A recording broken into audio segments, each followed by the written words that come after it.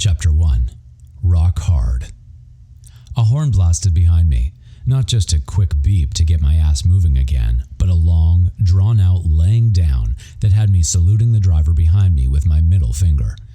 This was the best part of my morning, and had been every morning for the last 3 weeks, so if I wanted to sit my ass at the busy intersection of Hollywood and Highland, then the rest of Los Angeles could wait.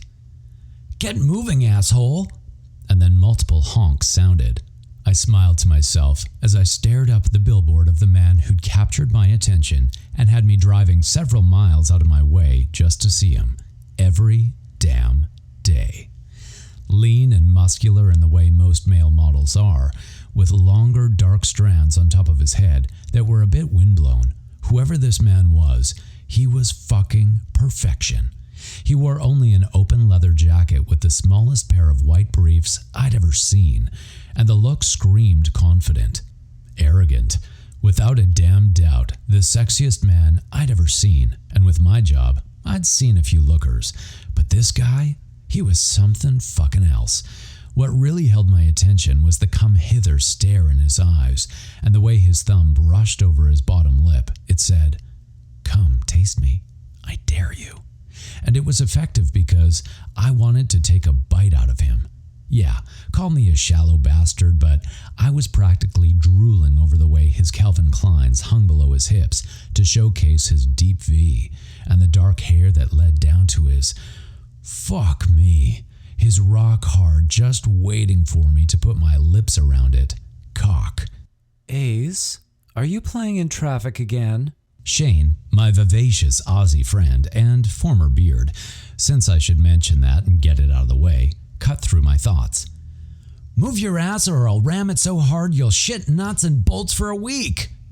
That had me chuckling and slowly inching forward.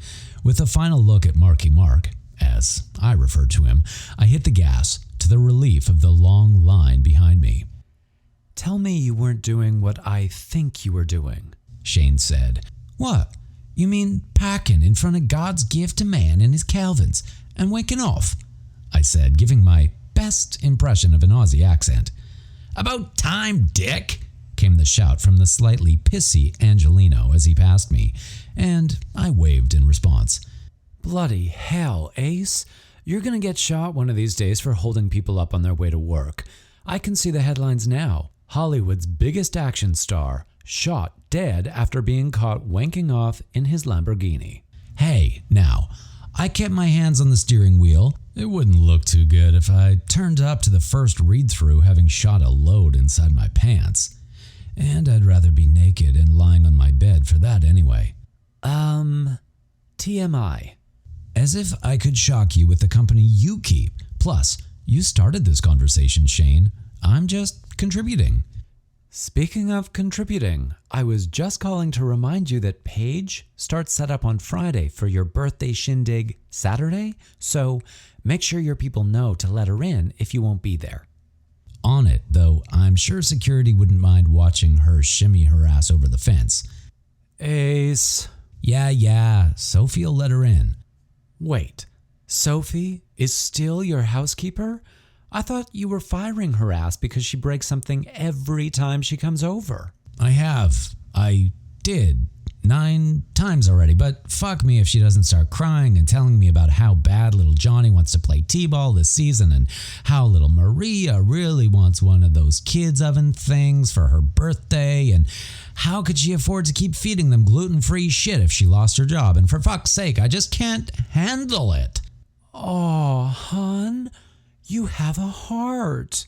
Of course I do, although it's not too big since I let the butler go, but I said, "Well, sometimes it's difficult to remember with this new hard-ass action persona we've been seeing splashed all over the TV and tabloids. I don't remember you being quite so edgy when we were dating." No shit. Well, back then all it took for the badass image was a hot woman on my arm. But since that's now out, pun intended, I've had to rethink my brand. "Well, cocky little fucker suits you," I scoffed. Little? "You're right. You're huge. Massive. The biggest I've ever seen." Get that a lot. And I think that's enough ego stroking for the day. In all fairness, it wasn't my ego I wanted stroked, but you've made me feel good this morning either way. You go to your meeting. Read through. Yeah, read through, whatever. And try not to piss anyone else off today. The paps are watching, she sing-songed. A quick glance in my rearview mirror told me she was right about that. The same silver Honda that had been trailing me since I pulled out of my Beverly Hills neighborhood was a couple of cars back, and no doubt there was at least one guy snapping away inside. Fucking great. By the way, Shane continued, there's a nice shot of you on TNZ, holding up traffic on Highland and flicking off some poor driver behind you. Classy, Ace. Motherfucker, that was 2 minutes ago. I just got on Barham. You know they're following you because they all want it. Yeah, I know what they're after. The same thing they'd been following me for a year. The first public shot of me with someone since my coming out press conference. Good luck. Not gonna happen. Just be careful, please. Always, I said, and after ending the call, I turned the volume of the rock song on the radio all the way up and hit the gas. Never in my life would I have imagined myself walking between the sound stages of Warner Brothers Studio on my way to my first Hollywood job. Me, Dylan Prescott, heading towards stage 16 to work on a movie. It was unfucking believable. But there I was, and I had to admit I was pretty nervous. Not only was I going to be in a movie, I was going to be in a movie starring the #1 action hero in the world right now, Ace Locke. The Ace Locke who tackled ninjas in the last Gutter Snipe. The Ace Locke who saved a battleship from sinking after 3 missiles hit it in the first insurrection. And the Ace Locke who had starred in every single one of my filthy fuck fantasies. Yes, that Ace Locke. When I'd first arrived in LA 3 months ago, it hadn't been with the intention of going into the acting business.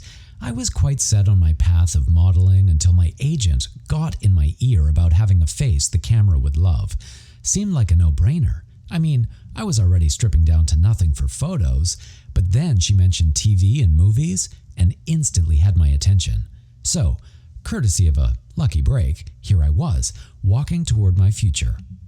I stopped in the middle of the street to take in my surroundings. The iconic WB Water Tower, and to the left, the exterior of Brooklyn Nights, one of my favorite cop shows. Studio tour trams full of tourists roamed the streets within the lot, and all of it was backed up against an enormous hill separating Burbank from Hollywood. I almost pinched myself. What the hell am I doing here? I clutched the map I'd been given and shrugged my backpack up my shoulder, about to keep moving, when the squealing of tires hit my ears, followed by a horn blasting. I startled and turned around to see a wicked-hot Lamborghini that had screeched to a halt. It was black as night, with bumblebee yellow on the underside of the body, and the windows were tinted so dark I couldn't see what idiot had been driving like a bat out of hell up such a busy strip of the lot. With music blaring out of the vehicle, it slowly began to roll forward, inching closer toward me. I squinted, trying to see inside, but it was no use. That wasn't a problem for much longer though, because just as the car came to a stop, Ace fucking Locke stuck his head out of the driver's side window and spoke to me. Actually spoke to me. "Hey, jackass, want to move out of the way?"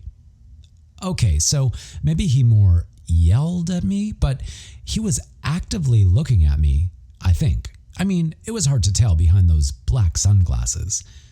"Hey, do you have a death wish or something? Move to the side, would ya? Some of us have places to be." Before I could say anything, Ace had settled back into the driver's seat and was revving the engine. The beast of a car growled, and you would think that would have had my ass moving, but it wasn't until Ace laid his palm on the horn again that I stumbled and moved back toward the side of the street. The car crept forward until it was by my side, and I looked down into a face I'd only ever seen on a screen. "You know," Ace said over the rock music blaring, It might be safer if you took one of those tram tours." I was about to open my mouth to tell him I wasn't there to sightsee. At least, I think I was about to tell him that. But before my brain could come up with one damn word to say, Ace had put his foot on the accelerator, and I was left staring at the back of his car as he drove away from me. Well, shit. Talk about first impressions. This first read-through was going to be a hell of an awkward one now, for reasons other than the fact that I had a serious fucking hard-on for the star of the movie, because the Ace Locke was also a total dick. After pulling into the parking lot labeled with the name of yours truly, I killed the engine and grabbed my script. Today was the read-through for Insurrection 2, and I was looking forward to getting back to work. My last shoot had me in a desert in 120-degree heat for 4 months, so shooting in a water tank a few miles from home was going to be a welcome change, to say the least. "Nice speed racer, Ace," Ron King, the director, said as he got out of his ruby red sports car. He walked over to the front of the Lamborghini and gave an appreciative whistle. "So, you're one of the lucky 20 who got their hands on this bad boy.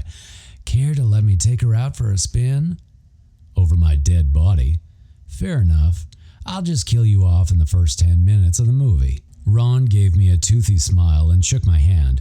He was shorter than me by a good 8 inches, with out-of-control red hair that he kept tucked under a ball cap, and he never failed to blast how he really felt in a t-shirt. Today's said, "I'm allergic to stupidity. I break out in sarcasm." "Good to have you back on board," he said. "Not sure we'd have gotten this off the ground without you, but don't let that go to your head. We even put the green M&Ms in your trailer." I gave him a crooked smile and couldn't help myself. "Haven't you heard, Ron? I prefer Skittles these days. You know, taste the rainbow and all that." Ron groaned and held open the door to stage 16. "Jesus, get inside, you fruity bastard, and watch out for the semen." "Oh, I plan to," I said with a wink, and headed inside to where about 30 chairs were placed in a circle, almost all of them already occupied. Considering most of the cast was killed off in the last movie, we were working with a fresh set of actors, so today would give us a good feel for what to expect from each other. I greeted a few I knew by name, and then Ron called out to everyone to take their seats. When I parked my ass in the closest one, I took a swig of water, and then my eyes landed on the tall figure walking toward the circle.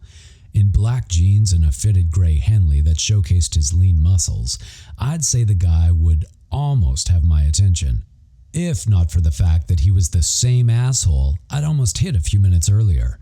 Something about the way he held himself seemed vaguely familiar, but with his hat pulled low over his face, I couldn't get a good read on who he was. The guy took the last empty chair directly across from me and looked around the circle as he rolled the script in his hands. Nervous. And from the way he kept to himself and didn't seem to greet anyone, he had to be a newbie. As he continued to scan the circle, his eyes met mine and held them until I lifted an eyebrow ever so slightly. Then he quickly looked away, and Ron called us all to attention. "Hang on a second. I know this guy." After Ron gave his little welcome and let's kick some ass speech, he had us go around and introduce ourselves. Newbie over there took his hat off and ran a hand through his brown hair, mussing it up in a kind of disheveled style, and when he looked up, his eyes pierced mine and my breath caught, because sitting there, like I'd pulled him off the billboard myself, was Marky fucking Mark. He was watching me. I didn't even have to look across the circle to know that Ace Locke was watching me. I could feel it. That probably sounds stupid, but from the second I'd sat down to every minute that had passed since, Ace's eyes had been fixated on me like a fucking laser beam. I know this because with each person who stood up to introduce themselves, it got closer and closer to where Ace was sitting, and I could see him out of my peripheral vision, staring at me. What the hell? As if I wasn't nervous enough. Was he really going to make a scene because of what happened outside? I sure as shit hope not, because as it was, my first impression of one of my idols was quickly diminishing. When the man beside Ace got to his feet and introduced himself, I wondered if I was making this all up in my head. Maybe I was suffering from anxiety on my first day and was imagining that Ace was staring me down. I mean, really, why would one of Hollywood's elite be looking at me anyway? Unless he planned to tell the director to fire me? Oh shit. Was that what he was going to do? Fuck. I let my eyes move to Ace as the guy beside him, I totally didn't catch his name, sat down, and before Ace stood, he took another swig from his water bottle, and I was momentarily mesmerized by the bunching bicep in his arm. Holy shit. I'd been around built guys before. Hell, Derek, my friend and trainer back home in Florida, was stacked, but this guy even had him beat.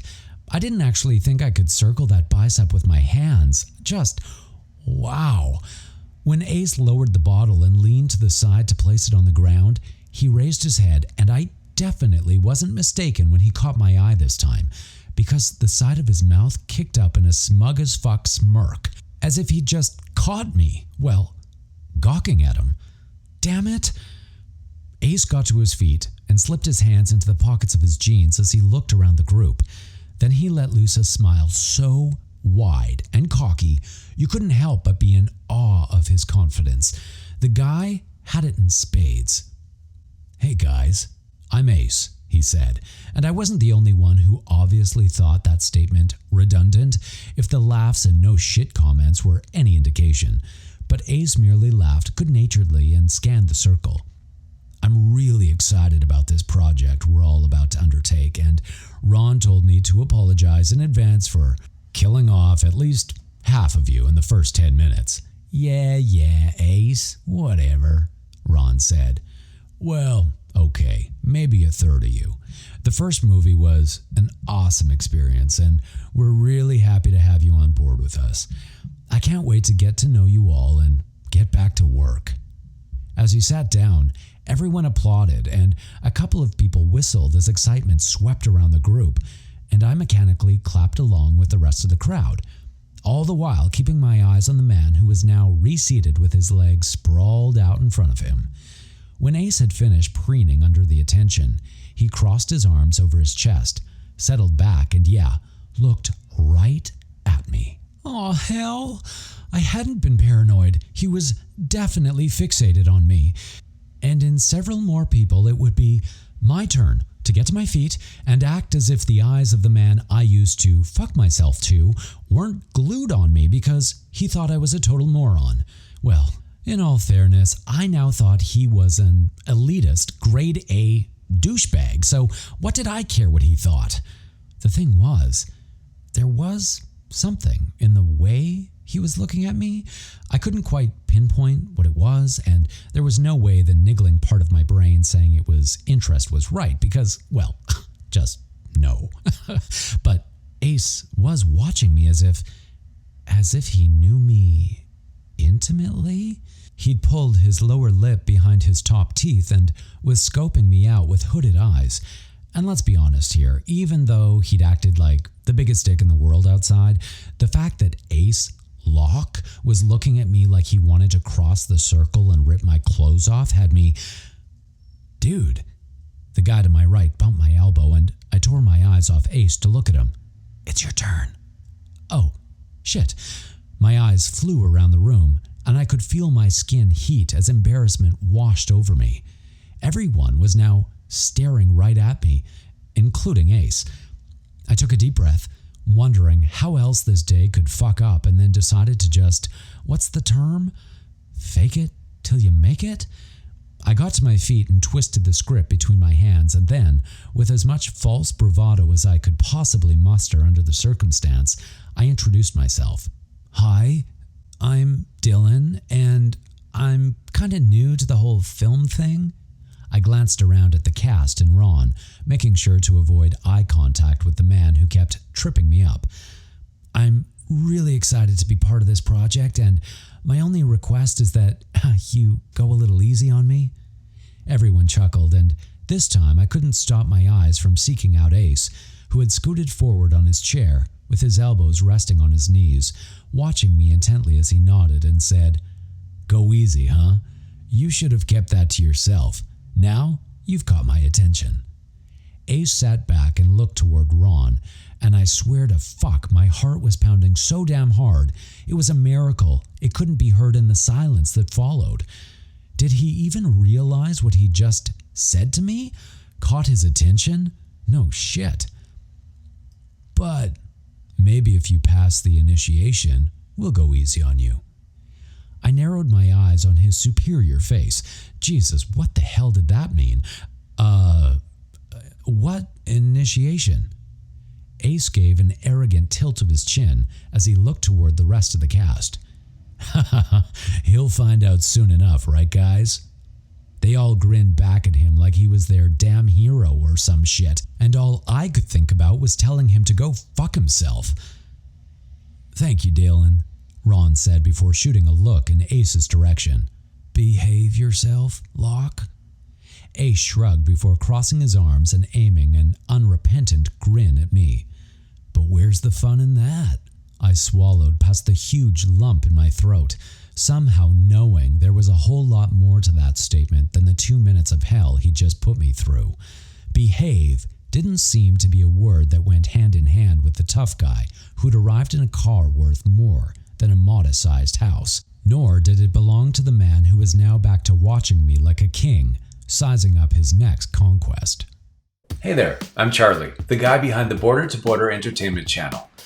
A lot of the TV shows and movies and videos that are posted here are ones that I created. I want to invite you to join my channel. It's our own club and it's named after what I like to do best. We make love stories. Let me break it down for you. In Tier 1, you're telling the world, I like love stories. You'll rock a loyalty badge that screams, I belong, that changes each month that you're a member. Plus, you'll unlock our own channel emojis to make your comments pop. And trust me, I'll always slide into your comments first. Priorities, right? And maybe you're ready to say, I love love stories. In Tier 2, you'll get early access to new videos and podcasts. Because who doesn't like being first? And you'll also get exclusive members-only photos and status updates on the community board. Oh, and of course, everything from Tier 1 comes along for the ride. And for my biggest, boldest lovers, Tier 3 is for those who want to say, we make love stories, together. This is where the real action happens. Members-only videos, some that are too hot for YouTube, trust me, it's our little secret. Oh, and don't worry, you still get all the perks from Tiers 1 and 2. So whether you like, love, or want to make love stories, there's a place for you in my club. Just hit that join button below, pick your level, and let's take this relationship to the next level.